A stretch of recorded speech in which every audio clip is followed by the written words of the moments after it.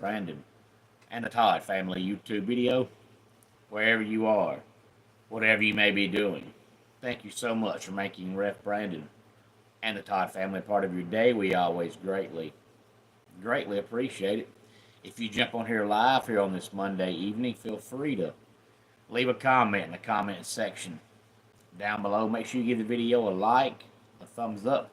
If you have not yet subscribed, please do so and share the video on all social media platforms.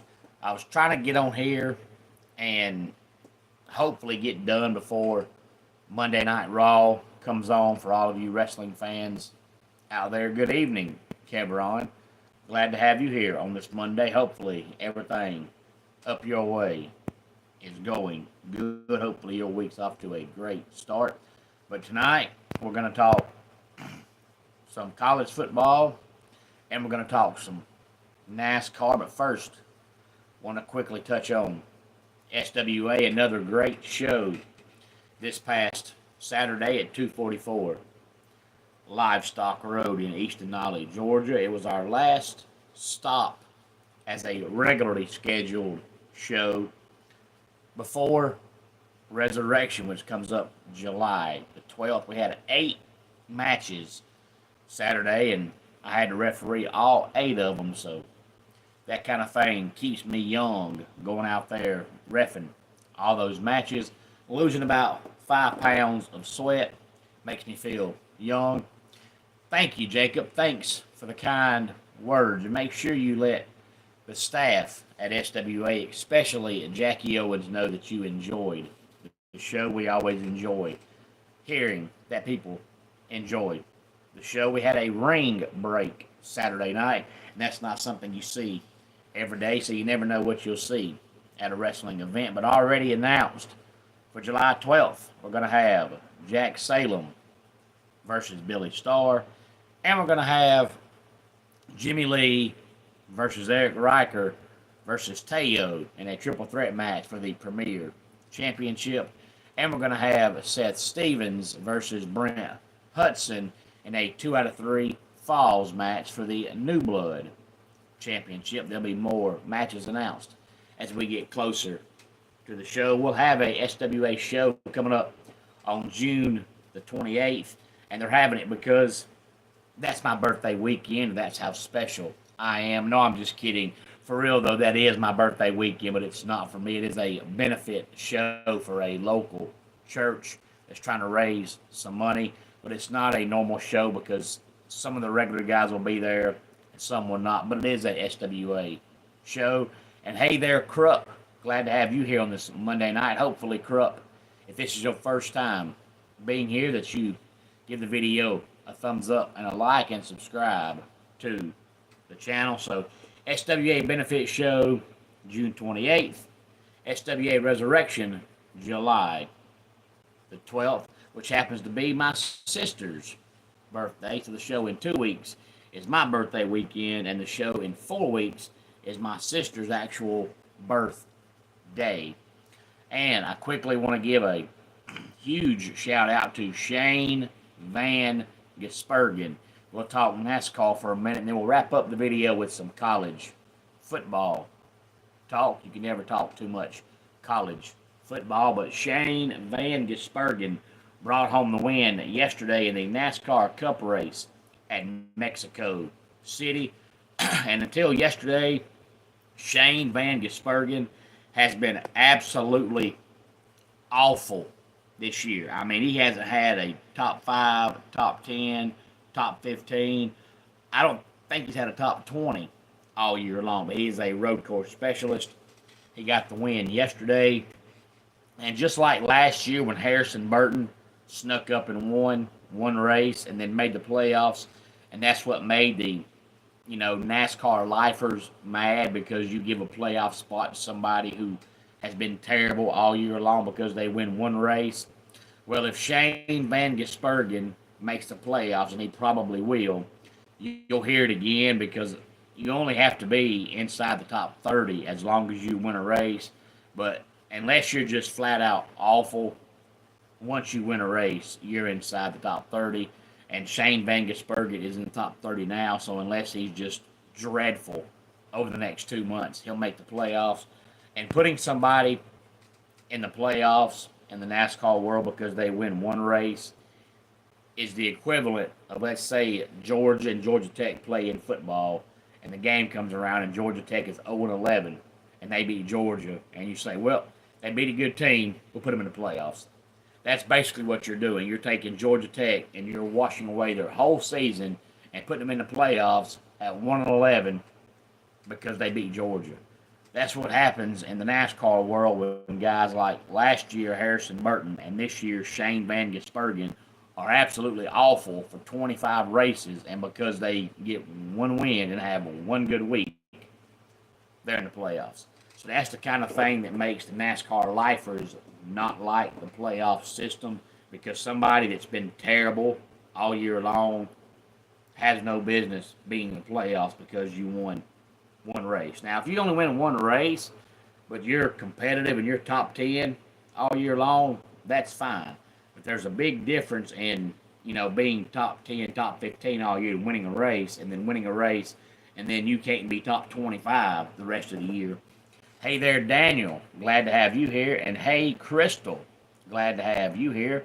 Crystal, hopefully you have given this video a like and a thumbs up. And if you have not yet subscribed, please do so. And I'm so glad to have you here, Crystal. And I believe this is the first time I've seen your name in the comments section. Crystal, if it is, so glad you are here. And to answer your question, yes, I do. And let's go ahead and wrap up the video by talking some college football. And then I'll tell you when the next NASCAR race is, and we'll be done. So all of you Monday Night Raw fans can watch Raw. This is my personal opinion of the 12 teams that I think will make the 2025 college football playoffs. Now, some of them shouldn't be a surprise. A couple of them probably are. And one of them I know is. I don't think anybody has this team making the playoffs this year except me. Now, when I tell you these 12 teams, they're not alphabetically. They're not by conference.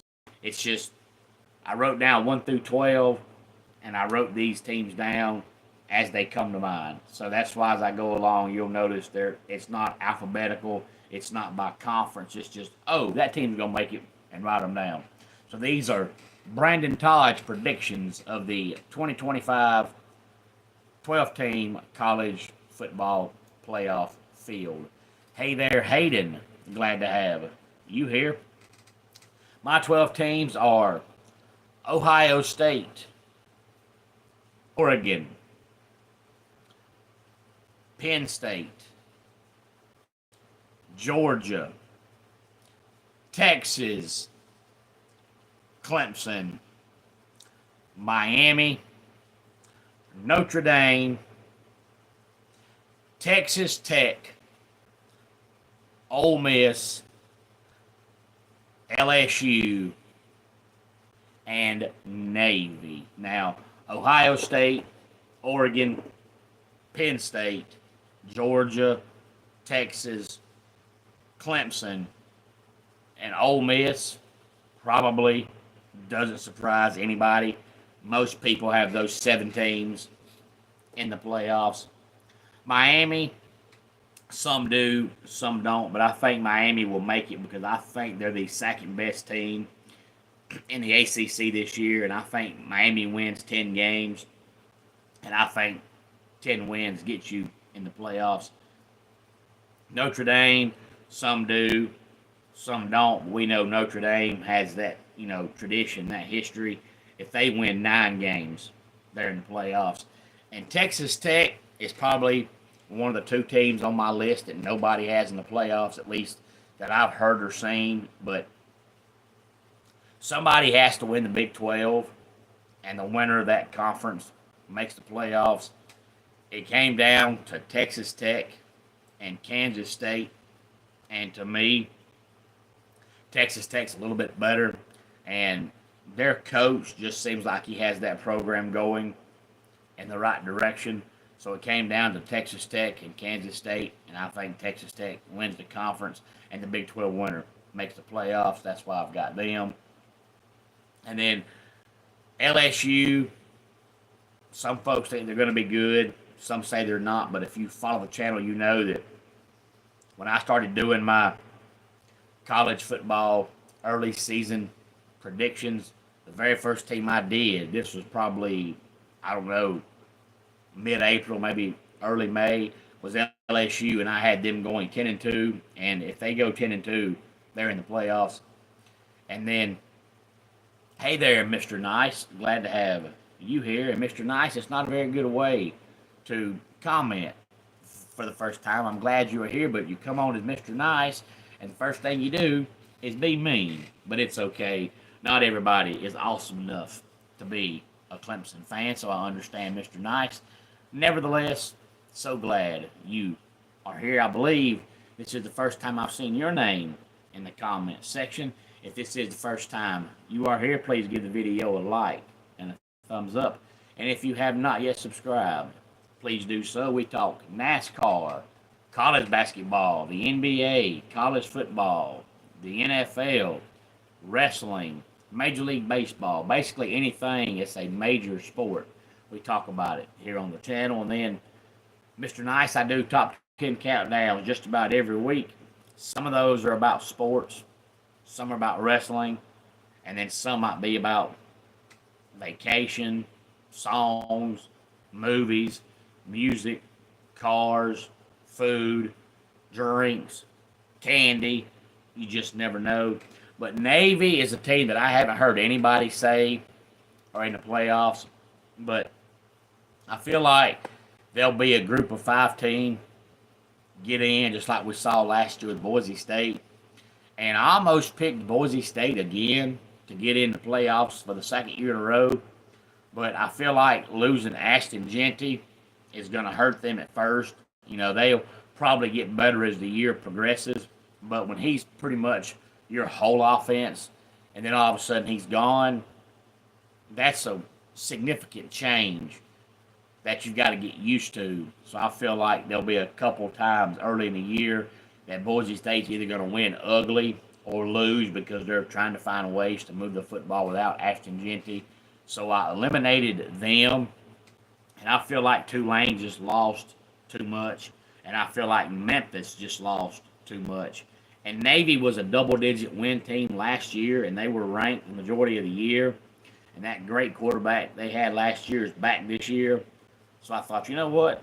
I'm going to go with Navy. So my 12 playoff teams, Ohio State, Oregon, Penn State, Georgia, Texas, Clemson, Miami, Notre Dame, Texas Tech, Ole Miss, LSU, and Navy. Now, if you want to write that down and find out and see how many I get right come December, go right ahead. And if I remember, I'll even come on here and tell you how many I got right and how many I got wrong. But I don't write any of this stuff down. It's all up here in the old noggin. Some things I remember, some I don't. So if I forget, I'm sorry. But I don't write any of this stuff down. I'm afraid with my twin boys, if I wrote something down, they'd find it and tear it up. So I'm not even going to waste my time writing it down.